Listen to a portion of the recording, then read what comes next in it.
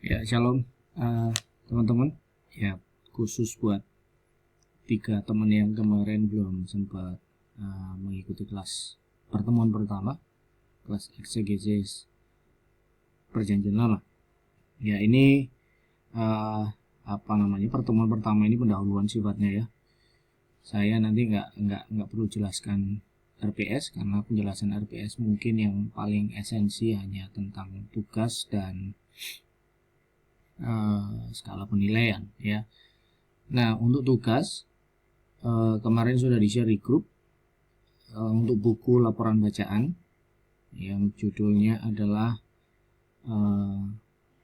exegetical fallacies ya, kesalahan-kesalahan eksegesis, dan nanti juga itu 3 halaman, nanti konsultasi dengan teman-teman, koordinasikan bagaimana. Lalu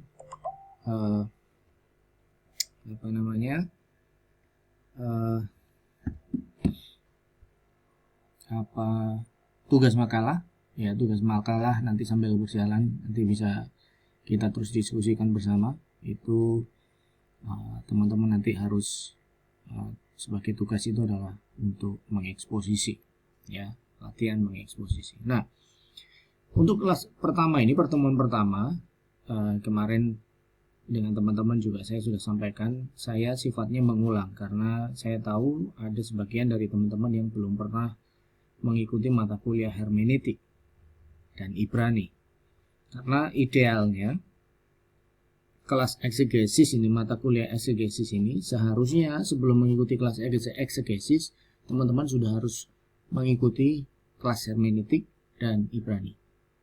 Ya, karena begini, hermeneutik itu adalah teorinya, teori untuk menafsirkan, dan eksegesis itu penerapannya, langkah-langkah yang harus kita lakukan untuk kita melakukan hermeneutik atau menafsirkan. Dan kemudian ujung dari semua itu adalah eksposisi. Ya, eksposisi itu aplikasinya bagaimana, atau memunculkan eksposisi itu memunculkan makna yang sudah kita eksegesis, hasil penafsiran kita, dan kemudian kita aplikasikan dalam kehidupan kita sehari-hari atau kehidupan jemaat pada masa kini. Ya, jadi hermeneutik itu teorinya, eksegesis itu penerapannya, langkah-langkahnya, eksposisi itu aplikasinya. Nah, tiga mata kuliah ini, 3 subjek ini tidak bisa dipisahkan. Ya, 3-tiganya saling terkait dan membentuk satu kesatuan yang utuh. Nah, oke. Berikutnya.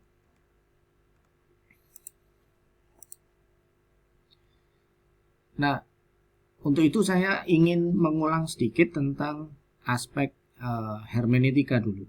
Ya, sebagian dari teman-teman belum pernah mengikuti mata kuliah hermeneutik. Jadi, saya perlu jelaskan yang sifatnya mengulang. Hermeneutik itu apa? Hermeneutik secara sederhana, tadi saya sudah sampaikan, itu adalah ilmu menafsirkan.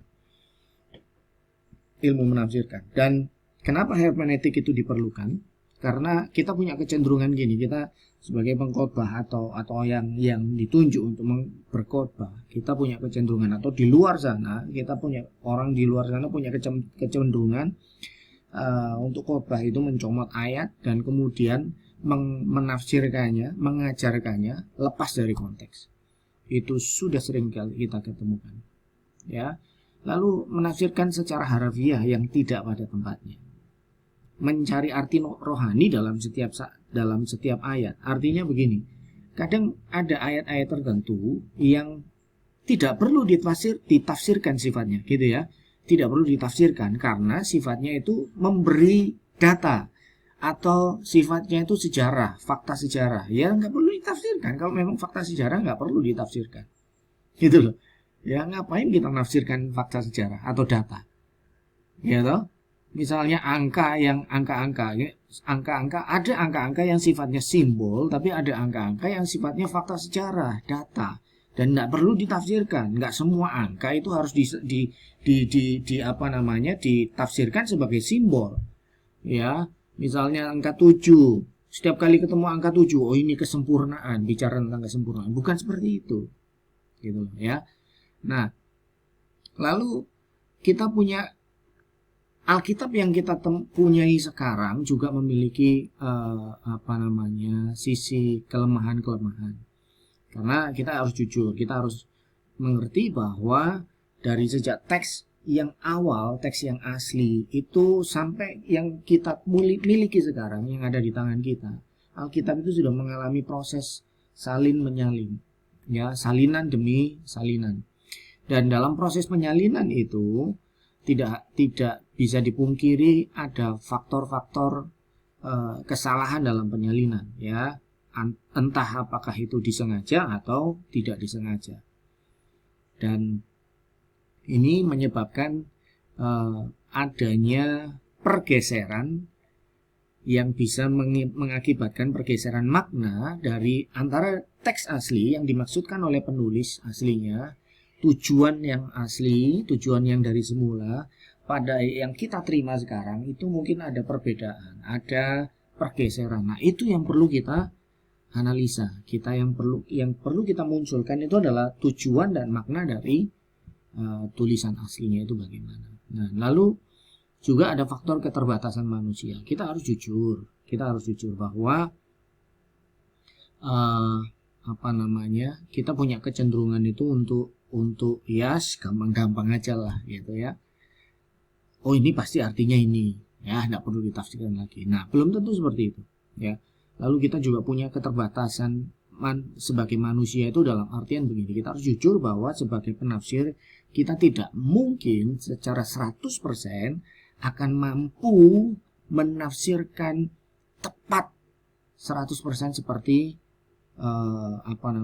tujuan atau makna dari yang yang menjadi sasaran dari penulis aslinya, ya, karena ada begitu banyak jurang, ada begitu banyak gap, ada begitu banyak hal yang perlu kita jembatani, dan ada gap waktu gitu ya, paling tidak ada 4 gap atau jurang waktu antara penulis yang asli dengan yang kita sekarang, ya, terpisah ribuan tahun. Lalu gap linguistik, bahasa, perbedaan bahasa, gap culture gap, perbedaan budaya, perbedaan cara berpikir, perbedaan filosofis, ya, cara berpikir orang dulu dengan sekarang berbeda, budaya yang berbeda mengakibatkan kita punya cara berpikir yang berbeda. Orang Jawa dengan orang Batak secara filosofis itu punya hukum-hukum, punya asas-asas yang berbeda. Nah, itu jembatan-jembatan itu cukup sulit untuk jurang-jurang itu cukup sulit untuk dijembatani, sehingga kita harus jujur, kita belum tentu atau bahkan tidak mungkin, dalam tanda kutip ya, tidak mungkin kita bisa menafsirkan satu teks itu, apalagi teks Alkitab itu persis 100% sesuai dengan makna aslinya.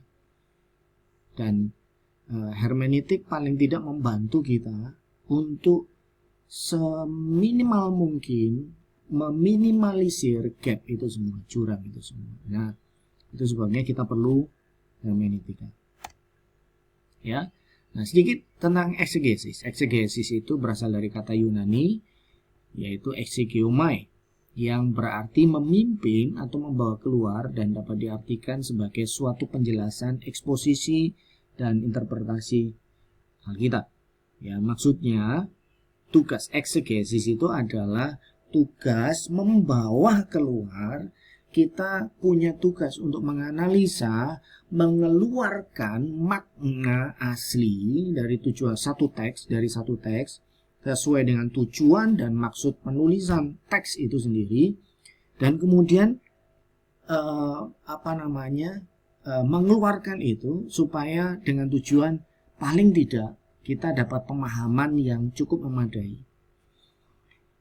Nah, syarat umum dalam menafsirkan atau dalam tugas eksegesi paling tidak ada 4. Ya, ada 4. Yang pertama, kita harus memiliki teks asli, jelas. Oke, tidak mungkin kita bisa menafsirkan satu teks kalau kita tidak punya teks aslinya. Ya, ada beberapa tools yang bisa kita gunakan, ada beberapa alat yang bisa kita gunakan. Saya kemarin bagikan satu kitab bahasa Ibrani, yaitu PHS, Biblia Hebraica Stuttgartensia. Itu adalah Alkitab terjemahan dari Lembaga Alkitab Jerman yang dipublikasikan pada sekitar tahun 1970, ya, dan itu merupakan kutipan atau salinan dari teks-teks Laut Mati, ya, teks-teks Ibrani yang ditemukan di Laut Mati, dan itu sudah digunakan secara umum oleh para sarjana Alkitab dan dianggap sebagai satu salinan teks Alkitab yang Perjanjian Lama, ya, salinan teks Alkitab yang cukup mendekati teks aslinya, ya. Sangat sulit untuk mendapatkan teks asli, tapi ada satu yang sudah saya bagikan di grup itu teks Alkitab bahasa Ibrani Perjanjian Lama, ya, lengkap dari Kejadian sampai Maleakhi. Teman-teman bisa gunakan itu, ya, ataupun kalau yang punya tools yang lain, misalnya Bible Works, Sword, atau kita juga bisa menggunakan internet, gitu ya, internet gitu ya. Saya biasanya kalau gunakan interlinear, saya akan coba samakan teksnya sama nggak dengan ini, teks dari PHS ini, Biblia Hebraica Stuttgartensia ini, apakah sama? Dan kalau sama, ya berarti saya akan gunakan itu, interlinear itu. Ya, jadi yang pertama harus memiliki teks asli. Lalu yang kedua harus mengerti bahasa, corak dan gaya, genre, bahasa serta sastra penulis. Harus bisa menganalisa dari studi tata bahasa, gaya, bahasa sastra dan pengertian kata. Ya, teman-teman harus sudah hafal paling tidak genre Alkitab itu ada berapa. Ya, genre Alkitab ada 8, Perjanjian Lama dan Perjanjian Baru. Yang pertama Taurat, ya, ini bicara genre, ya, Taurat. Lalu yang kedua kitab-kitab sejarah. Lalu yang ketiga kitab-kitab puisi, sastra puisi. Lalu yang keempat dalam Perjanjian Lama adalah kitab nabi-nabi. Oke, nabi-nabi besar, nabi-nabi kecil, atau biasa juga disebut kitab-kitab nubuatan. Lalu Perjanjian Lama ada kitab Injil, 4 kitab Injil, Matius, Markus, Lukas, Yohanes. Lalu Kisah Para Rasul.